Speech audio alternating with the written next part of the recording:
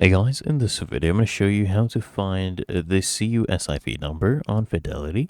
Step by step, what you do is you come here to fidelity.com, click here on news and research, and then I want you to click on stocks, ETFs, and crypto. Then you look for your specific security that you want to find this one for. You can just come here, hit search. Let's say we want Google, right? So I'll do alphabet class A, for example. So I'll click on this. And then here under the overview section, I want you to scroll down. Now here under detailed quote, just scroll all the way down and you'll actually see here the CUSIP. And usually it's locked. You just need to go ahead and log in. So let me quickly do that and show you what it would look like. So there you go. The CUSIP for Google, basically alphabet class A, is right here. You can go ahead and get that. Just make sure you're logged in.